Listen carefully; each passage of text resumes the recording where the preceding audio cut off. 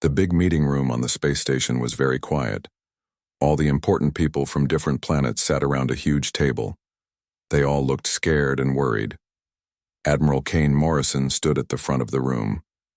He was a tall man with gray hair and many medals on his uniform. He pressed a button and a big picture appeared in the air above the table. The picture showed a monster. It was the most terrible creature anyone had ever seen. The beast was called Zerath. It was 12 feet tall and covered in black scales that looked like pieces of broken glass. Its eyes were bright yellow like fire. Its teeth were as long as knives. The creature had huge claws that could tear through metal like paper.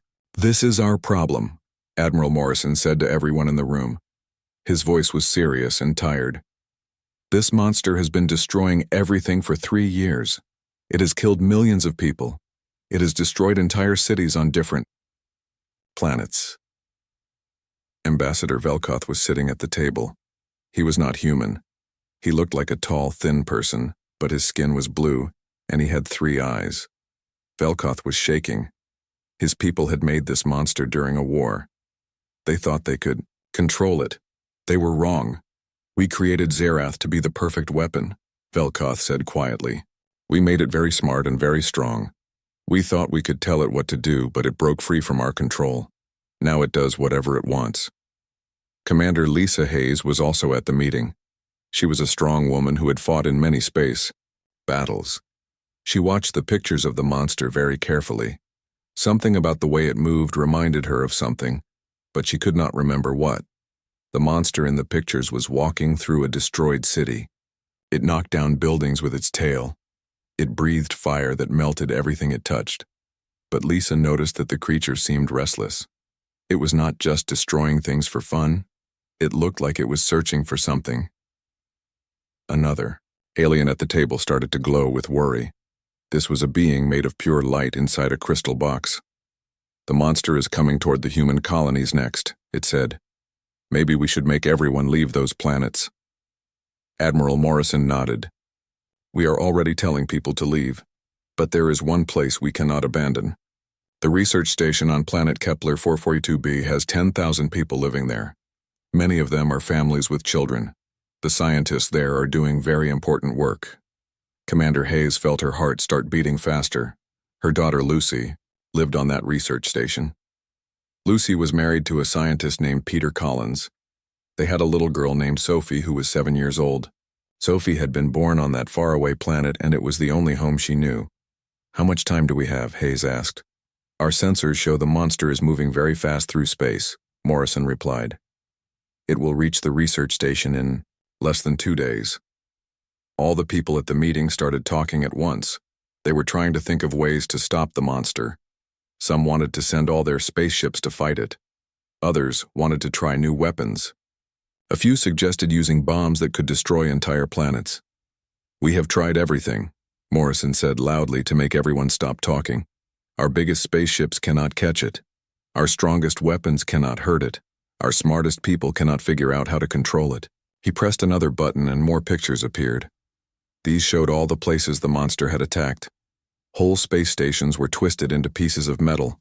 Planets were covered in fire and smoke. Ships that had tried to fight the monster were floating in space, broken into tiny pieces. "Zerath is not just strong," Morrison continued. "It is very smart. It can think and plan. It knows how to avoid our traps. It learns from every battle. Every time we try to stop it, it gets better at fighting us." An alien that looked like a giant insect clicked its claws nervously. "Perhaps the creature will simply leave after destroying the research station. Maybe it will go to empty space where it cannot hurt anyone." Commander Hayes stood up. "That is not acceptable," she said firmly. "Those are real people living there. They have families. They have children. We cannot just let them die." "What do you suggest?" Morrison asked. "We have sent our best soldiers. We have used our most powerful weapons. Nothing works." Hayes looked at the pictures of the monster again. There was something about its behavior that bothered her.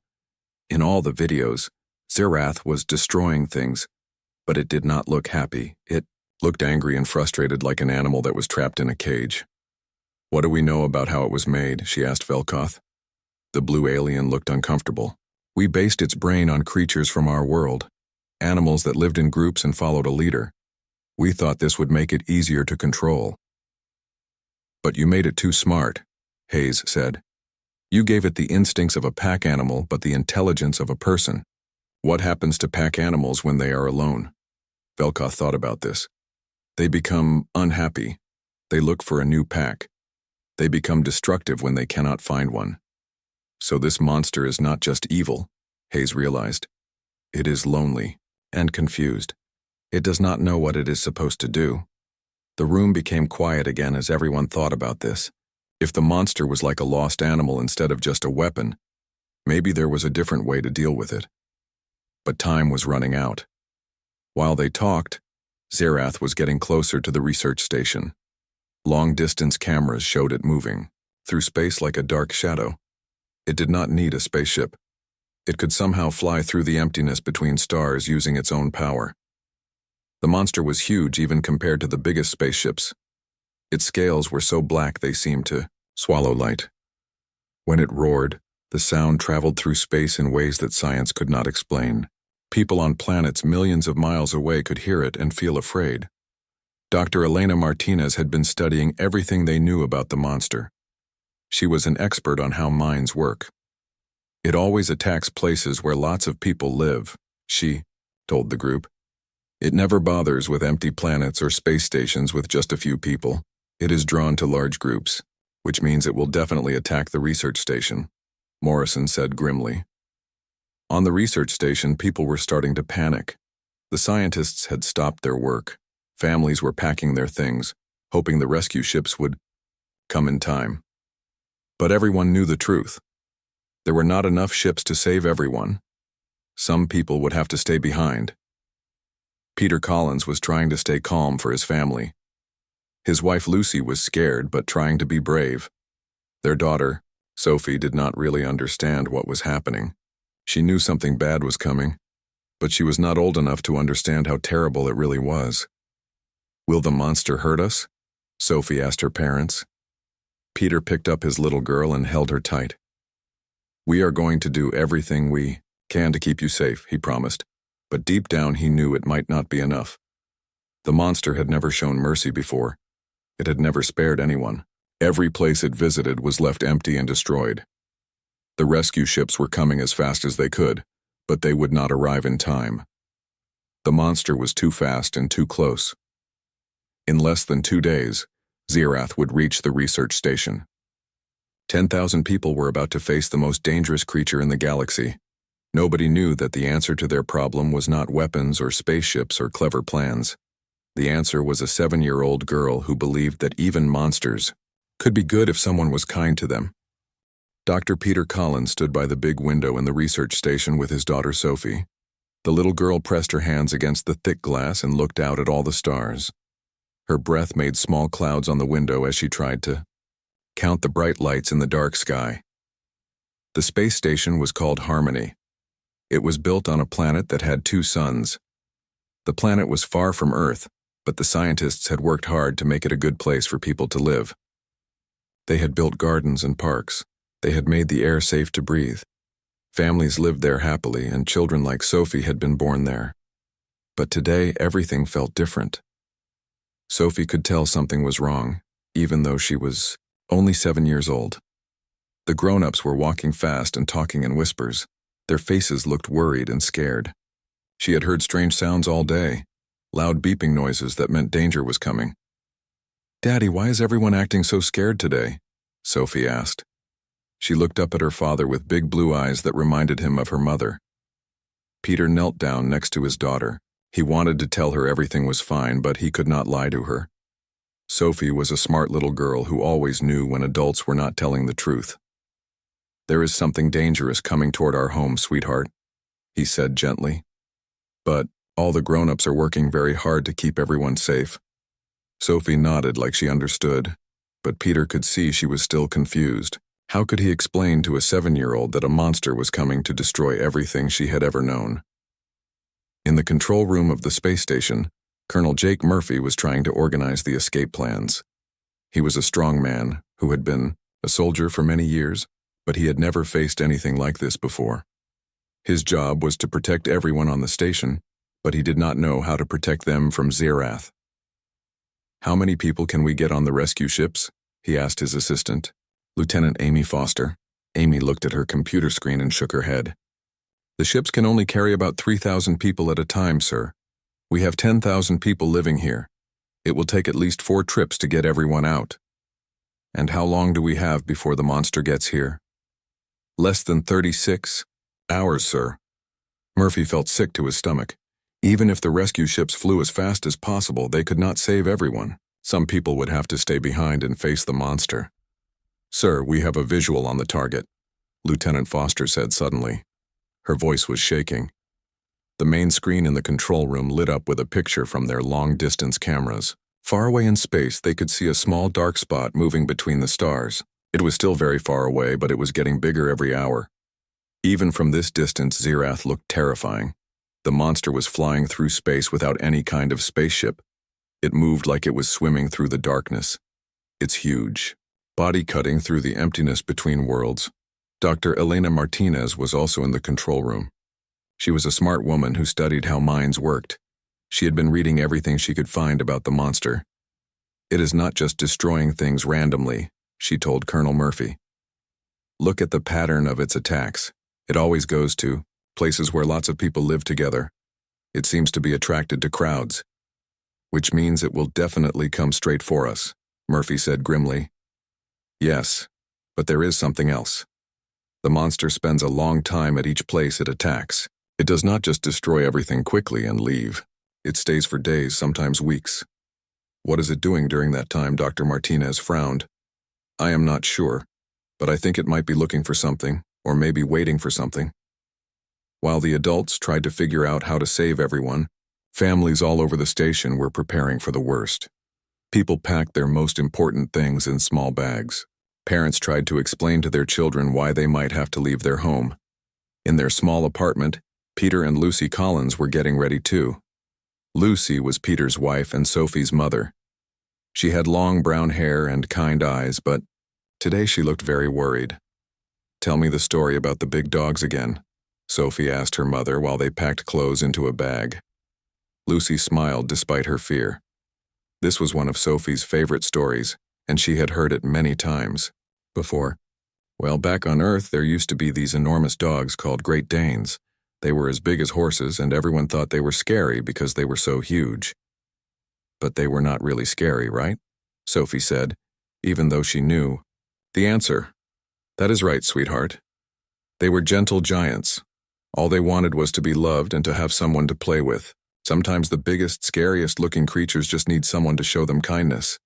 Sophie nodded seriously. She loved animals, even though there were not many real animals on the space station. Most of the pets were small creatures that could live in space, but she had seen pictures of Earth animals in her books, and she always wondered what it would be like to meet a really big animal like a horse or an elephant. Outside the space station, Zirath was getting closer. The monster was now close enough that people could see it without using telescopes. It looked like a dark star moving across the sky, but this star was alive and angry. The creature's roar could be heard even in space. Scientists did not understand how this was possible, but the sound seemed to travel through emptiness and reach their ears anyway. It was a terrible sound that made everyone who heard it feel afraid. The monster had been flying for days without stopping. It did not seem to need food or rest like normal living things. Its black scales sparkled with their own light, and its yellow eyes glowed like fire in the darkness. Some of the older children on the station watched the monster approach through the windows. They were scared, but they were also curious. They had never seen anything so big and powerful before. "It looks like a dragon from the old stories," one boy whispered to his friends. "Dragons are not real," a girl replied, "but this thing is real, and it is coming to hurt us." The rescue ships were flying toward the station as fast as they could, but everyone knew they would not arrive in time. The first ship would not get there for another day, and by then the monster would already be attacking. Colonel Murphy made an announcement over the station's speakers. "Attention everyone, this is Colonel Murphy. I want all families to report to the emergency shelters in the lower levels. We are going to do everything we can to protect you. But Murphy knew that the Econ emergency shelters would not stop a monster like Zerath. The creature had destroyed military bases and starships. A few thick walls would not keep it out. As night fell on the research station, families huddled together in the underground shelters. The lights were dimmed to save power, and the air felt thick and scary. Children sat close to their parents, and parents held their children tight. Sophie Collins sat between her mother and father holding an old stuffed animal called Mr. Whiskers. The toy was a gift from her grandmother on Earth.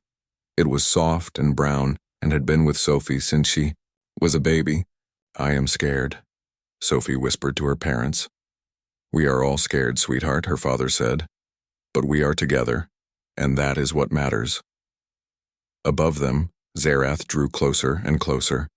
The monster's shadow fell across the planet like a dark cloud. Its roar echoed through the night, a sound of rage and loneliness that made everyone shiver. The Warbeast was almost here, and nobody knew how to stop it.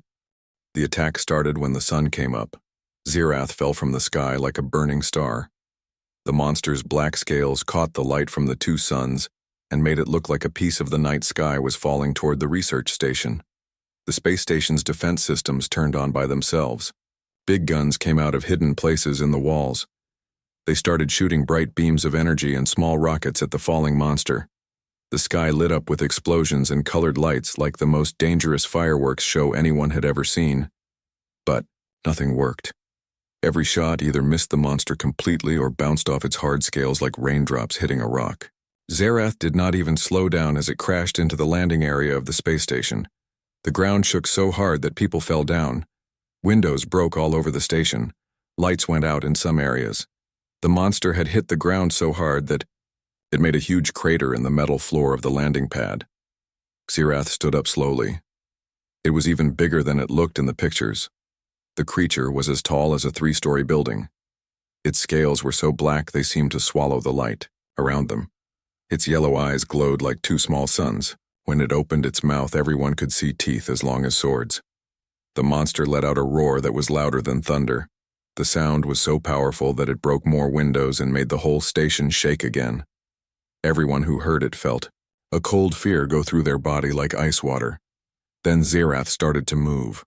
It walked slowly through the upper levels of the station, breaking everything in its path. Its claws cut through metal walls like they were made of paper. Its tail knocked down support beams and crushed equipment. The monster seemed to know exactly where it was going. In the control room, Colonel Murphy watched his defense systems fail one by one. "All soldiers fall back to the lower levels," he said into his radio. "Protecting the civilians is our only job now." But the rescue ships still could not take off. Zerath had landed right in front of the main exit where the ships were supposed to pick up the people. The monster seemed to understand that this would trap everyone inside. It was not just strong and dangerous. It was also very smart. Dr. Peter Collins was leading his family through the emergency hallways under the station. He carried Sophie in his arms while Lucy ran beside them. They could hear the sounds of destruction above their heads as Zerath tore through the upper floors. Pieces of the ceiling fell down around them. Lights flickered and went out. Emergency alarms were making loud noises everywhere. "This way, quickly," Peter said, trying to sound calm, even though his heart was beating very fast. They reached a place where several hallways came together. Other families were there too, all trying to get to the same emergency shelter. But when they got close to the entrance, part of the ceiling collapsed and blocked their way. Dust and broken pieces of metal filled the air. Through the noise, they could hear Zerath's heavy footsteps getting closer. "The other exit," Lucy said, pointing to a smaller hallway. "It goes to the outer ring of the station." They changed direction and ran down the new hallway, but when they came out of the tunnel, they found themselves in what used to be the station's garden. This was a special place where the scientists grew plants from Earth and other planets. It had a clear dome roof so people could look up at the stars while they walked among the flowers. But now the dome was broken. Zerath had torn through the roof like it was made of thin plastic. The monster stood in the middle of the ruined garden, surrounded by the broken pieces of plants and flowers from many different worlds. The creature was even more terrifying when you were close to it. Its scales looked like black mirrors that reflected no light. Thick saliva dripped from its mouth and made hissing sounds when it hit the ground. The monster's eyes moved back and forth, looking for something to attack. Peter quickly moved in front of his wife and daughter, even though he knew it would not help. Lucy held her breath and waited for the end. Other families pressed against the wall, some crying quietly, others saying prayers in different languages. Zerath saw the group of humans and took a step toward them. Its claws made deep scratches in the floor. The monster opened its mouth, showing all of its terrible teeth. Everyone could feel the heat from its breath. But then something unexpected happened. Sophie Collins, who was only 7 years old and very small for her age, looked up at the enormous monster and said one simple word. "Sit." She said it the same way she might talk to any big animal that looked lost or confused. There was no fear in her voice, there was no anger or hate. It was just a normal, everyday command that a child might give to a dog or cat. Everyone stopped breathing. The monster stopped moving. For a moment that felt like forever. The little girl and the terrible creature looked at each other across the destroyed garden. Zerath tilted its massive head to one side, like it was trying to understand something it had never heard before. The monster's yellow eyes focused on Sophie's small face. Something strange was happening in the creature's mind. Then, in a moment that no one would ever forget, the most dangerous monster in the galaxy slowly lowered itself to the ground. Zerath sat down just like Sophie had told it to do. The silence that followed was complete. Every person in the garden stared in shock. The monster that had destroyed whole planets was sitting quietly, waiting to see what the little girl would do next. Sophie took a small step forward. Her parents whispered for her to come back, but she did not listen. She was not afraid of the monster. She looked at Zerath the same way she looked at any animal she met. "You are not scary," she said in her normal voice. "You are just really big. Are you lonely?" The monster made a sound that was completely different from its terrible roar. It was a soft, sad sound, almost like a whimper. The black scales on its neck seemed to change color slightly. The creature lowered its huge head until it was closer to Sophie's level. Dr. Elena Martinez was hiding near one of the walls with Colonel Murphy and his soldiers. She watched what was happening with amazement. Her scientific mind was trying to understand this impossible situation. "It is responding to her emotional state," she whispered to Murphy. "The child has no fear, no anger. She is treating it like a normal animal. Like a pet," Murphy said quietly. His hand was still on his weapon, but he did not try to use it. Sophie reached out slowly and touched one of the smaller scales on Zerath's nose. The monster's eyes closed and it leaned into her touch just a little bit. The movement was so much like a dog wanting to be petted that several people gasped. "The aliens who made it said they based its brain on pack animals," Martinez continued. Her voice was getting excited as she began to understand. "Pack animals need to be part of a group. They need a leader. They need companionship. This creature has been alone for 3 years. It has been acting out because it was abandoned." Lucy Collins found her voice. "Sophie, honey, please come back here slowly." But Sophie was already sitting down on the ground in front of Zerath. She seemed perfectly comfortable with the situation.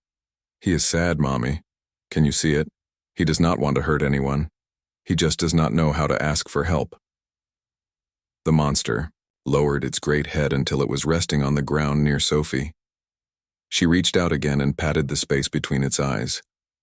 Zerath's tail, which had been moving angrily before, began to wag slowly back and forth. The most feared creature in the galaxy was acting like a lonely puppy that had finally found a friend.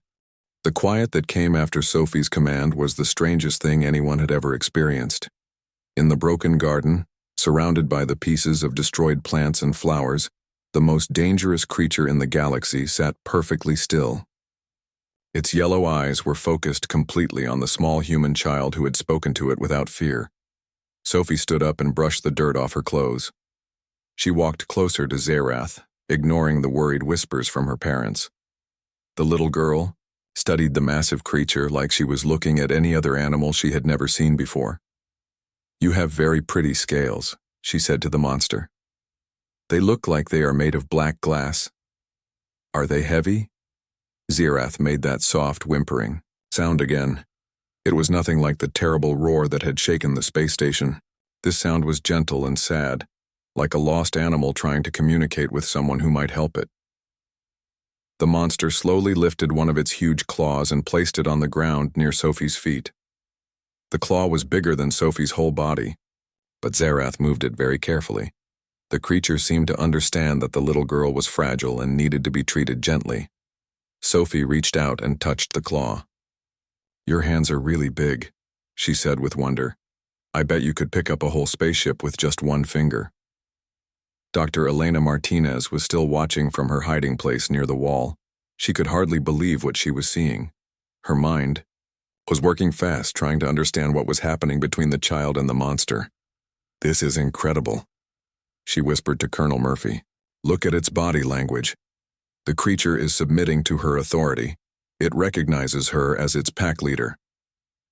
"But she is just a little kid," Murphy replied, keeping his voice very low. "That might be exactly why this is working," Martinez explained. "Children do not have the same fear and aggression that adults have. Sophie is not treating Zerath like a monster. She is treating it like a big animal that needs care." Peter Collins took a careful step forward. "Sophie, sweetheart, please be very careful," he said in a gentle voice. Sophie looked back at her father and smiled. "It is okay, Daddy. He is not mean. He is just confused and lonely. Look at his eyes." Everyone in the garden looked at Zerath's face. The creature's yellow eyes were indeed different now. Before, they had been filled with anger and rage. Now they looked sad and hopeful, like a lost pet that had finally found its way home. Lucy. Collins was still scared, but she could see that something amazing was happening. Her daughter had somehow connected with this terrible creature in a way that no one else had been able to do. "Sophie, can you ask it to move away from the landing area?" Colonel Murphy called out carefully. "The rescue ships need to land there, to help people." Sophie turned to Zerath and put her small hand on the monster's nose. "The spaceships need to land where you are sitting," she explained. "Can you move to a different place? Somewhere that will not block the way?" The monster lifted its head and looked toward the landing area. It seemed to understand what Sophie was asking. Slowly, Zerath stood up. The creature was so big that it cast a shadow over half the garden. But instead of being frightening, its movements were careful and controlled. Zerath walked away from the landing area, stepping over the broken pieces of the garden dome. Its huge feet made deep prints in the soft ground, but it was clearly trying not to step on anything important. The monster found an empty area and sat down again, looking back at Sophie for approval. "Good boy," Sophie said, just like she was, praising a well-behaved dog. "Thank you for moving." The creature's tail began to wag faster. It was clear that Zerath liked being praised and appreciated having someone tell it what to do. For the first time in 3 years, the monster had a purpose and a leader. Colonel Murphy spoke into his radio with amazement. "Command, this is Murphy. The situation has changed completely. The monster is obeying a 7-year-old girl. It moved away from the landing area when she asked it to. The rescue ships can land safely now." Admiral Morrison's voice came through the radio, filled with disbelief. "Repeat that, Colonel. Did you say the creature is obeying a child?" "Yes, sir. A little girl named Sophie Collins told it to sit, and it did. She asked it to move, and it moved. The monster appears to be completely docile now." While the adults tried to understand what had happened, Sophie continued talking to Zerath. She sat down in front of the creature again and looked up at its massive face. "Are you hungry?" she asked. "I bet you have not eaten anything good in a long time. No one has been taking care of you, have they?" The monster lowered its head and gently touched Sophie's shoulder with the tip of its nose. The touch was so light that it barely moved her hair. Zerath was learning to be gentle with the small human who had shown it kindness. "We should probably find you something to eat," Sophie continued. "But you have to promise not to eat any people. People are friends, not food. Do you understand?" Zerath made a low rumbling sound that seemed to mean yes. The creature was clearly intelligent enough to understand what Sophie was telling it.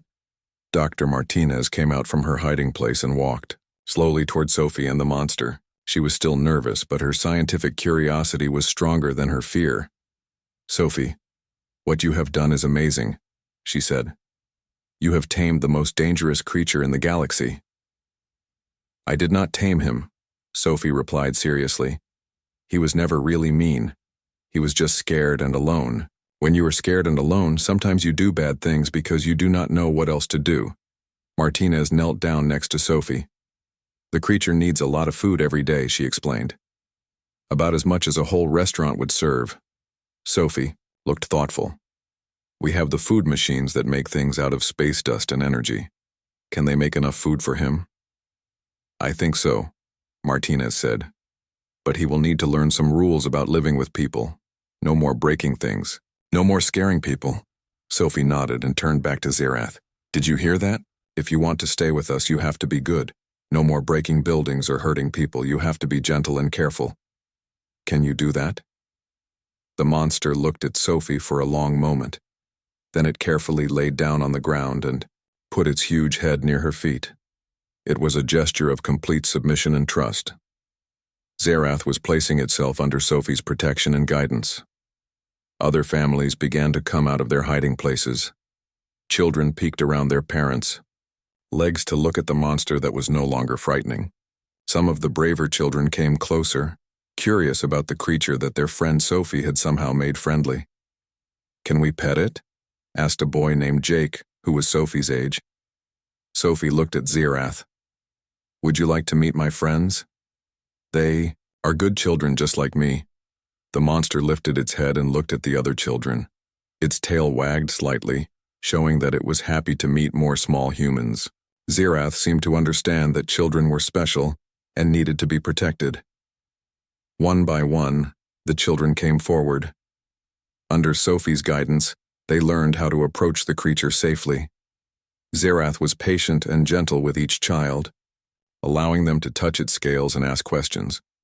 The most feared monster in the galaxy had become the gentlest giant anyone had ever seen. 3 months had passed since the day that changed everything. Research Station Harmony was now the most famous place in the galaxy. Spaceships came from hundreds of different planets every week. Important people, scientists, and curious visitors all wanted to see the impossible sight with their own eyes. They came to watch Zerath, the monster that had once terrorized 3 star systems, carefully planting flowers in the station's rebuilt garden. The creature worked under the watchful eye of Sophie Collins, who had become the most famous 7-year-old in the universe. Sophie had given herself the job of being Zerath's teacher and best friend. The huge monster had learned to be gentle and helpful in ways that amazed everyone who saw them together. Instead of destroying things, Zerath now helped build and repair the space station. Its incredible strength was used to move heavy equipment and clear away broken pieces from old attacks. Commander Lisa Hayes had traveled all the way from Earth to visit her granddaughter.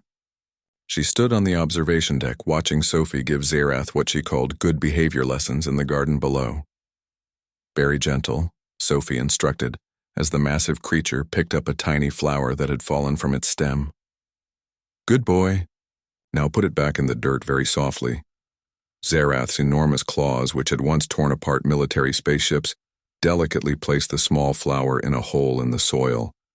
The monster patted dirt around it with the care of a master gardener.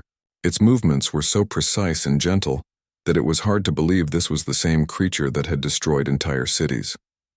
Dr. Elena Martinez walked up to Commander Hayes with a thick folder full of papers. "The changes in Zerath's behavior are complete," she reported. "Its brain scans show all the patterns of a healthy pack animal that has found its place in a group. Sophie has become its leader, its purpose, and its family all at the same time." "What happens when Sophie grows up?" Hayes asked, worried. "When she needs to leave the station for school or to start her own life?" "We have been thinking about that," Martinez replied. "The good news is that Zerath's acceptance is growing beyond just Sophie. The creature now responds well to her parents, to other children on the station, and to any adult who treats it with respect instead of fear. It is learning to be part of a real community." Down in the garden, other children from the station were playing near Zerath.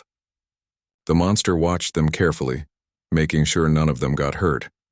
When a little boy tripped and scraped his knee, Zerath gently nudged a first aid kit toward Sophie with its nose.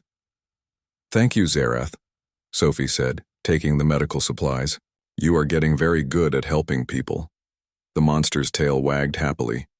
It had learned that helping others made Sophie proud of it, and making Sophie proud was the most important thing in Zerath's world. Ambassador Velkoth of the Zephyrian Empire had requested a meeting with the station's leadership. His blue skin looked pale, and his 3 eyes showed deep worry. The Zephyrian people had been terrified that their escaped weapon would reveal their war crimes to the galaxy. But the transformation of Zerath had created new possibilities that no one had expected. "We want to make up for the terrible things our creation did," Velkoth announced during the meeting in the station's conference room. "Our scientists have been studying everything that happened here.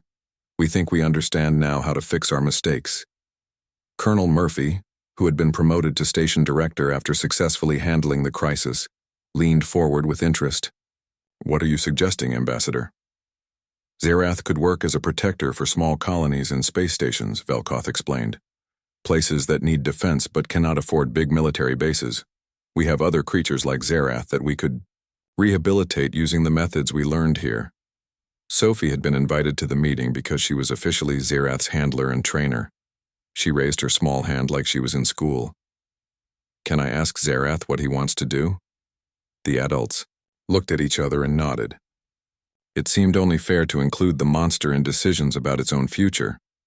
Sophie walked over to where Zerath was lying near the entrance to the meeting room. The creature had learned to curl up in a way that made it look less threatening, though it was still enormous. "The people want to know if you would like to help protect other families like ours," she explained to the monster. "But you would have to work with new friends, not just me. Would you like that?" Zerath lifted its great head and looked around the room at all the different beings gathered there. For a moment, its yellow eyes held the same sharp intelligence that had once made it so dangerous.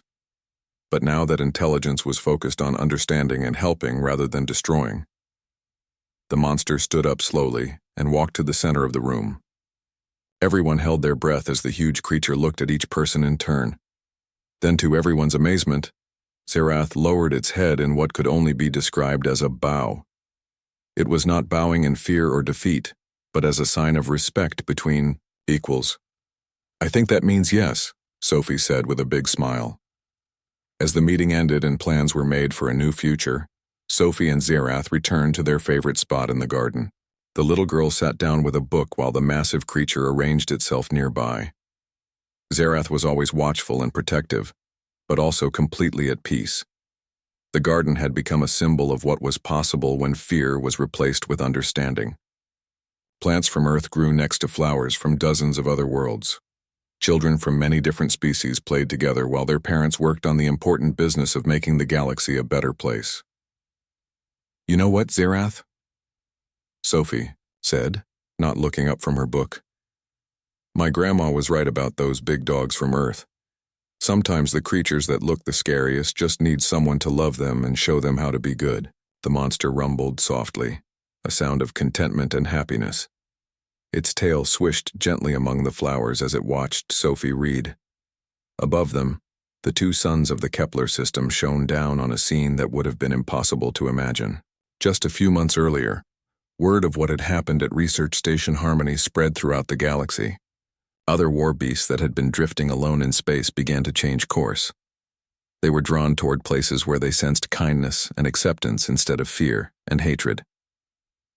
The first of these creatures arrived at a mining colony in the outer rim. The miners were terrified until a young girl named Emma, who had heard Sophie's story, walked up to the monster and calmly asked it to sit down. The creature obeyed immediately, recognizing the same gentle authority that had tamed Zerath.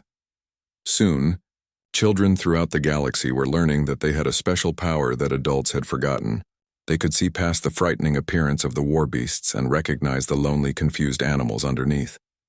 One by one, the monsters were finding new homes and new purposes. The age of fear was ending. The age of understanding had begun.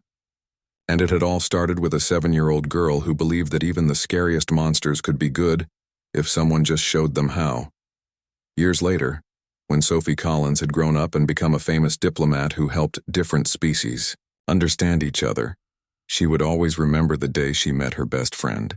Zirath remained with her throughout her life, a gentle giant who proved that kindness was the most powerful force in the universe. The Warbeast that had obeyed no one now served willingly, not because it had to, but because it wanted to. Love had succeeded where weapons had failed.